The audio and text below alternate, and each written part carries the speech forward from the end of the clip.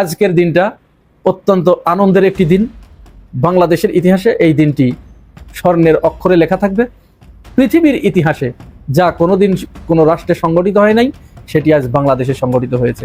একটি হুঙ্কারে সবকিছু এলোমেলো হয়ে গেছে, সবকিছু ঠান্ডা, একদম পথে চলে এসেছে। চাঁদাজ খালি মারছে ভাবিকে শুরুটা করছে আমরা রিতানে মাশাআল্লাহ কলিজাটা বড়।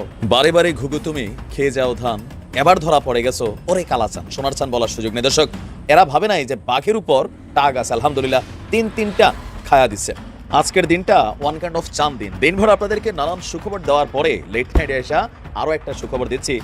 বিএনপিকে বাদ দিয়ে, বিএনপিকে চপেটাঘাত করে নতুন বাংলাদেশের শুভযাত্রা।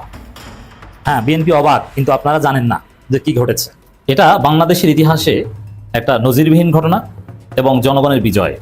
এরকম ঘটনা ঘটতে পারে, আর এরকম ঘটনা তো ভাই পাকিস্তান, ইন্ডিয়া, আমার মনে হয় উপমহাদেশে খুঁজলে এই ঘটনা পাবেন না। উনার আসল রূপটা, উনি পাক্কা খেলোয়াড় তো ভাই, উনার বুকের পাটাটা এত বড় ভাই, এত বড়।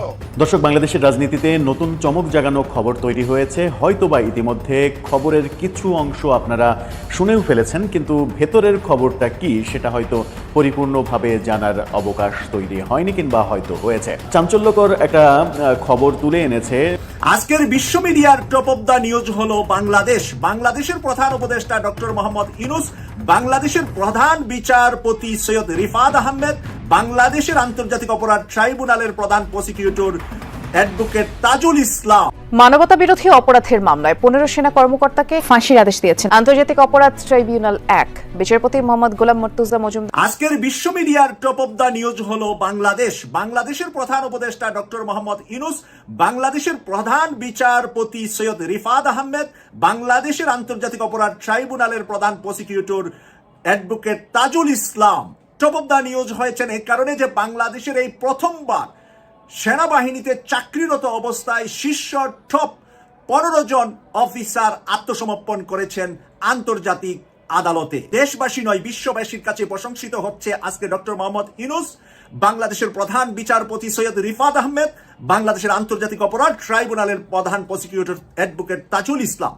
তারা তিনজনকে নিয়ে আলোচনার শীর্ষে এখন বিশ্ব মিডিয়া থেকে শুরু করে, বিশ্ব নিউজ পেপার থেকে শুরু করে, বিশ্বের যে কোনো জায়গায়, যে কোনো প্রান্তরে বাংলাদেশি মানুষ যারা আছেন, বিশেষ করে বাংলা ভাষায় যারা কথা বলেন, তাদের ভিতরে আজকে আলোচনার চায়ের টেবিলে, কফি শপে আলোচনার বিষয় হয়েছে বাংলাদেশের আন্তর্জাতিক অপরাধ ট্রাইব্যুনালে 15 জন শীর্ষ কর্মকর্তা, যারা একেবারে শেখ হাসিনা যাওয়ার পরে 15 মাস যাবৎ তারা শস্য পদে নয়, বরঞ্চ এরই মাঝে 15 মাসে তারা বিভিন্ন প্রমোশন নিয়েছিলেন আর সেনাপ্রধান ওয়াকারুজ্জামানের কাছ থেকে। ঠান্ডা মাথায় ওয়াকারুজ্জামান যে হ্যান্ডেলিং করেছেন, সেই জন্য সেনাপ্রধান ওয়াকারুজ্জামানেরও কিন্তু আজকে প্রশংসা হচ্ছে। আমরা ওয়াকারুজ্জামানকে নিয়ে আলোচনা করি, অনেক সময় সমালোচনা করি, দোষ ত্রুটি ভালো মন্দ নিয়ে পর্যালোচনা করি। পর্দার অন্তরালয়ে কিন্তু ওয়াকারুজ্জামান যে কঠিন অবস্থায় আছেন, এই বিষয়টা আজকে ক্লিয়ার। ওয়াকারুজ্জামানের পরের র্যাঙ্কে যারা আছেন এমন 15 জন অফিসার কিন্তু আজকে হাজিরা দিয়েছেন আন্তর্জাতিক অপরাধ ট্রাইব্যুনালে। এটা কিন্তু চারটিখানি কথা নয়, 54 বছরের বাংলাদেশের প্রথম ইতিহাস। 54 বছরের বাংলাদেশে কখনো এইরকম পাবলিক আদালতে এসে সেনাবাহিনীতে চাকরিরত অবস্থায় 15 জন শীর্ষ নেতা, যাদের মধ্যে রয়েছে মেজর জেনারেল, যাদের মধ্যে রয়েছে ব্রিগেডিয়ার জেনারেল, যাদের মধ্যে রয়েছে ব্রিগেডিয়ার, কর্নেল, লেফটেন্যান্ট কর্নেল এবং মেজর সহ, এই পদের, এই জায়গার, এই অবস্থার 15 জন শীর্ষ নেতাকে আপনি পাবলিকের সামনে এনে পাবলিক পুলিশ ব্যান করে পুলিশ তাদেরকে নামিয়ে নিয়ে আদালতে দাঁড় করাচ্ছেন। এটা বাংলাদেশের ইতিহাস নয়, বিশ্ব ইতিহাসে এটা একটা রেকর্ড র্যাঙ্কিংয়ে থাকবে। বিশ্বের ইতিহাসে বিভিন্ন দেশে এই ধরনের সেনাবাহিনী যারা অপরাধ করেছে বিচার হয়েছে, কিন্তু বাংলাদেশের এই বিচারটাও বিশ্ব টপ 10 র্যাঙ্কিংয়ে থাকবে। বাংলাদেশের এই বিচার বিশ্বের বুকে যত সেনাবাহিনী, নৌবাহিনী, বিমান বাহিনী, কোন বাহিনী অপরাধ করেছে, বিচার হয়েছে, সারা জীবনে পৃথিবী জন্মলগ্নের পর থেকে 10টা ঘটনার ভিতরে একটা ঘটনা হবে আজকের ঘটনাটি। তাই এটাকে ছোট্ট করে, এটাকে একেবারে অবহেলা করে দেখার কোনো সুযোগ নাই। আমরা অনেক সময় সেনাবাহিনী নিয়ে অনেক কথা বলি, কিন্তু সেনাবাহিনীতে যারা এখন চাকরিরত আছেন, তাদের যোগ্যতা, তাদের সাহসিকতা, তাদের দেশপ্রেমের পরিচয় কিন্তু আজকে দিয়েছেন। আজকে যদি তারা হাজির না হতেন, তখন সেনাবাহিনীর সমালোচনা নয়, দেশব্যাপী নয়, বিশ্বব্যাপী বাংলাদেশের সেনাবাহিনী নিয়ে কথা উঠতো, কারণ আমরা কয়েকদিন আগে জাতিসংঘের মানবাধিকার কমিশনের প্রধানের কাছ থেকে যে চিঠিটা পেলাম, যেই চিঠিটা তারা বাংলাদেশের সরকারকে পাঠিয়েছে, সেনাবাহিনীকে জানিয়ে দিয়েছে অপরাধীদেরকে যেন আদালতে হাজির করার ব্যবস্থা করে সেনাবাহিনী। আমরা বলেছিলাম যে যদি এই কথা না মানে তাহলে কি করা হবে। আন্তর্জাতিক অঙ্গন থেকে বাংলাদেশের সেনাবাহিনী যেভাবে জাতিসংঘের মাধ্যমে শান্তি মিশনে অবদান রাখছে, তাদেরকে সেখান থেকে বের করে বাংলাদেশে পাঠিয়ে দিবে। আর পাঠিয়ে দিলে সেনাবাহিনীর ভিতরে একটা গোলযোগ, একটা বড় সমস্যা তৈরি হবে, যেটা টেকেল দেওয়া সেনা ক্যান্টনমেন্টে বা সেনাবাহিনীর ভিতরে অসম্ভব হয়ে দাঁড়াবে। আর সেই জায়গা থেকে আজকে সেনাবাহিনী বিচক্ষণতার পরিচয় দিয়েছে, সেনা প্রধান বিচক্ষণতার পরিচয় দিয়েছে, সেনা প্রধান সহ সবাই কিন্তু সহযোগিতা করেছে। তাদের সহযোগিতা ছাড়া কিছুতেই সম্ভব নয় মেজর জেনারেল, ব্রিগেডিয়ার জেনারেলের মতো পদবি, যারা এক একটা ক্যান্টনমেন্টের জিওসি, যারা ইন্টেলিজেন্স ব্রাঞ্চগুলোর প্রধান ছিলেন, এই রকম মানুষদেরকে আপনি পাবলিক আদালতে এনে বিচার করতে পারতেন না। ক্যান্টনমেন্টের ভিতরে সেনা আইনে অনেক সময় সেনাবাহিনীর অপরাধীদের বিচার হয়, কিন্তু এইরকম শীর্ষ সেনা র্যাঙ্কিং এর মানুষের বিচার কিন্তু ক্যান্টনমেন্টের ভিতরেও হওয়ার ইতিহাস নাই। তাই বাহিরে এনে তাদেরকে পাবলিক আদালতে এনে বাংলাদেশের আন্তর্জাতিক অপরাধ ট্রাইব্যুনালে দাঁড় করিয়েছে, বিচারের ব্যবস্থা করেছেন। সেই সাহসিকতার প্রশংসা পাচ্ছে ডক্টর মোহাম্মদ ইউনূস, সেই সাহসিকতার প্রশংসা পাচ্ছে বাংলাদেশের প্রধান বিচারপতি সৈয়দ রিফাত আহমেদ, অক্সফোর্ডের আজীবন ফেলু, অক্সফোর্ডের আজীবন সম্মানিত ব্যক্তি এই সৈয়দ রিফাত আহমেদ, যে অক্সফোর্ড বিশ্ববিদ্যালয়ে সর্বোচ্চ র্যাঙ্কিংয়ে সর্বোচ্চ নাম্বার পেয়ে রেকর্ড করেছিলেন, সেই প্রধান বিচারপতি এখন বাংলাদেশের মতো তৃতীয় বিশ্বের একটা দরিদ্রতম দেশের প্রধান বিচারপতির দায়িত্ব পালন করছেন। সৈয়দ রিফাত আহমেদ ইংল্যান্ডের মতো, আমেরিকার মতো, ইউরোপের মতো দেশের প্রধান বিচারপতি হওয়ার যোগ্যতা রাখেন, কিন্তু উনি বাংলাদেশকে ভালোবাসেন, বাংলাদেশি প্রেমী হয়ে, বাংলাদেশের সন্তান হয়ে, বাংলাদেশের প্রধান বিচারপতির চেয়ারে বসে উনি এই চ্যালেঞ্জটা নিতে পেরেছেন, দিতে পেরেছেন। সেনাবাহিনীর সেনা প্রধানও ওনার সাথে সাক্ষাৎ করেও কোনো ধরনের ছাড়, কোনো ধরনের একে অপরকে কোনো ধরনের সহযোগিতা করার পক্ষে এসেছেন, কিন্তু কেউ একে অপরকে কন্ট্রাডিকশনে একে অপরের বিরুদ্ধে দাঁড়ান নাই। সেনা প্রধান ও প্রধান বিচারপতির বিরুদ্ধে দাঁড়ান নাই। প্রধান বিচারপতি এবং প্রধান উপদেষ্টা যেই নিয়মে বিচারটা হওয়া দরকার মনে করছেন, সেটার প্রসিকিউটর তাজুল ইসলামের সাথে আছে অ্যাডভোকেট মিজানুল ইসলাম সহ যারা টিমটা আছে, পুরা টিমটাকে এখন বাংলাদেশের হিরো হিসাবে বাংলাদেশের মানুষ মূল্যায়ন করছে। যে এই ধরনের অপরাধগুলা কঠিন ছিল, কারণ ব্রিগেডিয়ার আমান আজমি বেঁচে আছে 9 বছর এই কারাগারে, তাদের কারাগারে ছিলেন আমান আজমি, 8 বছর ছিলেন ব্যারিস্টার আরমান। ব্যারিস্টার আরমানের সাক্ষাৎকারগুলা এখন বিশ্ব মিডিয়াতে প্রচার হচ্ছে, বিবিসিতে তার সাক্ষাৎকারের ভিতরে সব উঠে এসেছে। এই সকল নিউজ সত্য হওয়ার পরে বাংলাদেশ সেনাবাহিনী দেখেছে, বাংলাদেশ সেনাবাহিনী বুঝতে পেরেছে, যদি আমরা তাদেরকে বিচারের কাঠগড়ায় দাঁড় না করাই, পুরা সেনাবাহিনীর বদনাম, পুরা সেনাবাহিনীর জন্য কোনো বিপজ্জনক অন্ধকার নেমে আসতে পারে। যেই অন্ধকারের কথা বলা হয়েছিল অগাস্ট মাসে সেনাবাহিনীকে, যে শেখ হাসিনার পক্ষ ছেড়ে জনতার পক্ষে যদি বাংলাদেশ সেনাবাহিনী না যা, তাহলে আন্তর্জাতিক অঙ্গন থেকে, জাতিসংঘ থেকে, শান্তি মিশন থেকে সেনাবাহিনীকে বের করে দেওয়া হবে, যেটা ওপেন সিক্রেট। আমরা সবাই জানি যে এরকম একটি সংবাদ জাতিসংঘ থেকে সেনাপ্রধান ওয়াকারুজ্জামানকে জানানো হয়েছিল, যেই কারণে আমরা দেখেছি যে তরুণ সেনাবাহিনীর সেনা অফিসাররা হাসিনার বিরুদ্ধে জনতার পক্ষে দাঁড়ানোর জন্য কথা বলেছিলেন। আর সেই কথাই একমত হয়ে সেনাপ্রধান ওয়াকারুজ্জামান হাসিনাকে ইন্ডিয়াতে পালিয়ে যাওয়ার ব্যবস্থা করেছেন। জনতার পক্ষে সেনাবাহিনী দাঁড়িয়েছেন, জনতার সাথে সেনাবাহিনী লড়াইয়ে যান নাই। আলোচনা থাকবে, সমালোচনা থাকবে, কিন্তু যখন এই ইস্যুতে খবরটা পাইলাম, শেয়ার না করে পারলাম না। প্রথমত ডক্টর ইউনূস সরকারকে ধন্যবাদ দিতে চাই। দেখেন, পলিটিক্যাল পয়েন্ট অফ ভিউতে আপনি কোন দলের কোন মতের ডাজন্ট ফ্যাক্ট হচ্ছে বাংলাদেশের সার্বভৌমত্ব নিরাপত্তা নিশ্চিত করতে হবে। সীমান্তে ভারতীয় বিএসএফ এর যেই দীর্ঘদিন যাবৎ দাদাগিরি, সেই দাদাগিরির বিপরীতে পাল্টা জবাবের জন্য প্রস্তুতি নিচ্ছে বাংলাদেশ। চাঞ্চল্যকর তথ্য থাকছে আজকের এই ভিডিওতে, ভালো লাগলে শেয়ার করবেন। দিন শেষে আমরা বাংলাদেশিদের নিরাপত্তা নিশ্চিত করতে হবে, রাষ্ট্রের যারা হর্তাকর্তা আছেন তাদেরকে। তবে এই ধরনের উদ্যোগ আমার কাছে মনে হচ্ছে এই প্রথমবারই নেওয়া হয়েছে।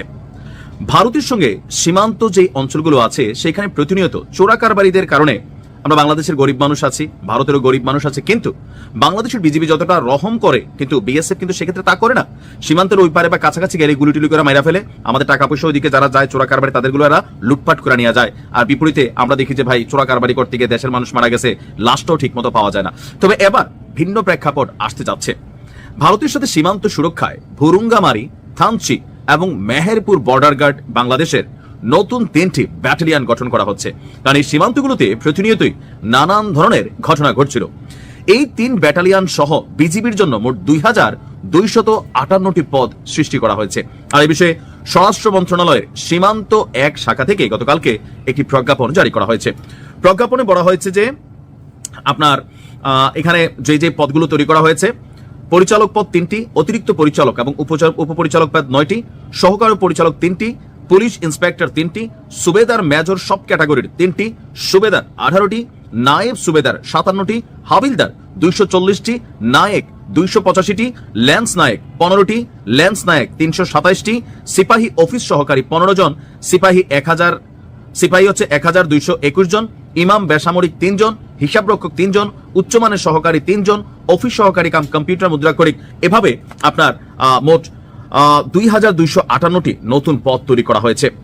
বর্তমানে বিজিবির সংখ্যা রয়েছে 57,477টি, আর এই সংখ্যাটা যুক্ত হলে 59,735 জন বিজিবির সদস্য আমরা দেখতে পাবো ইনশাআল্লাহ। বলা হচ্ছে যে আপনার এখন এদের কাজকর্ম কি থাকবে, সীমান্ত সুরক্ষা এবং বিজিবির জনবল বাড়াতে এই নতুন 3টি ব্যাটালিয়ন তৈরি করা হচ্ছে। খুবই সাধুবাদ এবং প্রশংসনীয় উদ্যোগ। এখানে অনেক মানুষের রিজিকের যেমন ব্যবস্থা হবে, কর্মসংস্থানের ব্যবস্থা হবে, পাশাপাশি সীমান্তে দাঁড়িয়ে প্রিয় বাংলাদেশকে, এই দেশের জনগণকে মানে বহির্শত্রুর হাত থেকে, বিশেষ করে ভারত আর আমার মনে হয় যে মিয়ানমারের দিকে একটু নজর রাখা দরকার।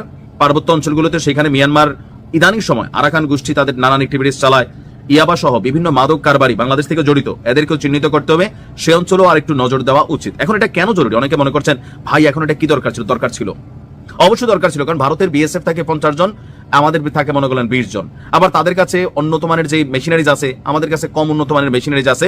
শুধুমাত্র জনবল বাড়ালে হবে না, হাতে মেশিনারিজ দিতে হবে উন্নত মানের, যেন শত্রুর মোকাবেলায় আমাদের সক্ষমতা লেভেলে থাকে, মিনিমাম লেভেলে থাকতে হবে। যেমন আমার কাছে আছে ধরেন এক ধরনের মেশিন, আপনার কাছে আছে লাঠি বাস, এই ভাই ম্যানুয়াল পদ্ধতির, এগুলো দিয়ে কাজ হবে না। সীমান্তে কথা বলতে গেলে আমাদের একটা ইস্যু যদি তারা হাত দেয়, আমরা পাল্টা একটি ইস্যু হাত দিতে হবে উইথিন এ সেকেন্ড। সো সরকারকে ধন্যবাদ এই গুরুত্বপূর্ণ সিদ্ধান্তটি নেওয়ার জন্য। বিএনপিকে বাদ দিয়ে, বিএনপিকে চপেটাঘাত করে নতুন বাংলাদেশের শুভযাত্রা। হ্যাঁ, বিএনপি অবাক, কিন্তু আপনারা জানেন না যে কি ঘটেছে। বিএনপি মাইনকে চিপায় পড়েছে, বিএনপি ধ্বংসে হয়ে গেছে। বিএনপি ভবিষ্যতে মুসলিম লীগ জাতীয় পার্টির মতো ছোট্ট বনসাই পার্টিতে পরিণত হবে, জাসদ ন্যাব ভাসানীর মতো দলে পরিণত হবে। বাংলাদেশ পন্থী রাজনীতি বিএনপি করতে পারছে না। বিএনপি দালালির রাজনীতি করছে। এই রাজনীতি 5 আগস্ট পরবর্তী বাংলাদেশে টিকবে না, এটা অনিবার্য। হ্যাঁ, বিএনপির ধমক উপেক্ষা করে বাংলাদেশের যাত্রা কি সেটা। এবং এই প্রেক্ষিতে বিএনপি নতুন নাটক করা শুরু করেছে, সে নাটক ফাঁস করে দিব আজকে।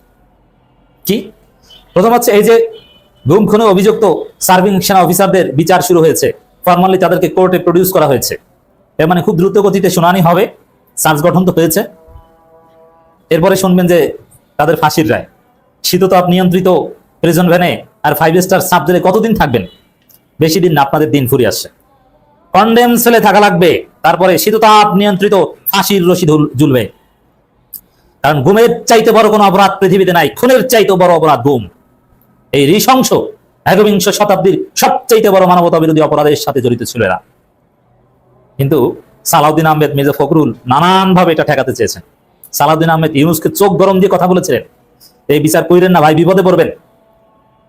এবং কিছুদিন আগে প্রকাশ্যে দালালি করেছিলেন সালাউদ্দিন আহমেদ যে প্রতিরক্ষা বাহিনীর সাথে প্রফেসর ইউনূসের একটা ভারসাম্য দরকার, এমন কাজ আমরা করতে যাব না যেটা করলে ঝামেলা হতে পারে।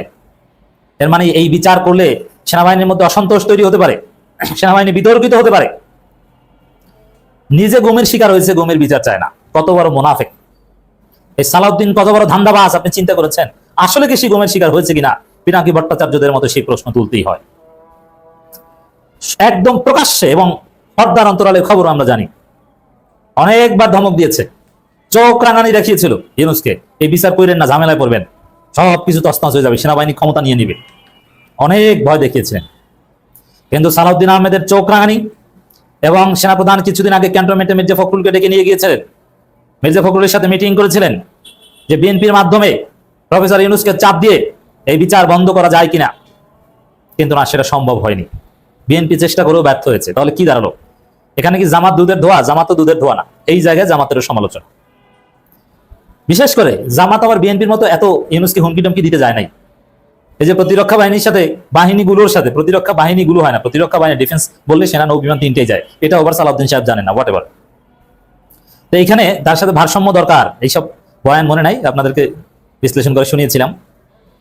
তো এইসব ভারসাম্যটার সময় তো ইউনূস গুনলেন না। এখন তাজুল ইসলাম একা কি বিচার করেছেন? না, তাজুল ইসলামের দৃঢ়তা অবশ্যই প্রশংসাযোগ্য। Tajul Islam the hero, Tajul Islam the great, Tajul Islam ইতিহাসে অমর হয়ে থাকবেন তার এই সাহসিকতার জন্য। এবং এখানে অন্য কেউ হলে এই বিচার হতো বলে মনে করি না। এবং আল্লাহ রাব্বুল আলামিন এই কারণে অ্যাডভোকেট তাজুল ইসলামকে এখানে ফিট করেছেন। জামাতের কেউ হলে, শিশির মনিরা হলে এই বিচার হতো না, আমিরের জামাত বিচার বন্ধ করে দিতেন। এটা আমার বিশ্লেষণ। জামাতের অনেকে মন খারাপ করতে পারেন, যে সমালোচনা করেন, হ্যাঁ এটাই ঘটতো, এটা জামাতের একটা দুর্বলতা। এবং এই দুর্বলতা ওভারকাম করতে না পারলে সামনে বিপদ আছে। কি বিপদ? এই আপনার ক্ষমতা আসবেন জনগণের ভোটে, সেনাবাহিনী আপনাকে খেয়ে দিবে, আপনি সেনাবাহিনীর প্রতি সাবমিসিভ হবেন পাকিস্তানের মতো। জনগণের ভোটে ক্ষমতা আসলেও আর্মির কনসেন্টের বাইরে আপনি একদিনও ক্ষমতায় থাকতে পারেন না। তো এই জন্য রাজনীতিবিদদের মেরুদণ্ড থাকলে আর্মি দেশ রক্ষার কাজ করবে, রাজনীতিতে তার কোনো কাজ নাই। এই জন্য জামাতের এই সমালোচনা করছে।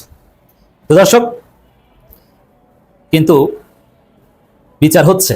সালাউদ্দিন ফখরুল্লাহ বিচার থামাতে পারেননি, কোনো চেষ্টায় কাজ হয়নি। বিচার শুরু, এবং খুব দ্রুত ফাঁসির খবর শুনবেন, খুব দ্রুত, কারণ এগুলোতে বেশি সময় লাগে না। আগামী নির্বাচনের আগেই শুনবেন।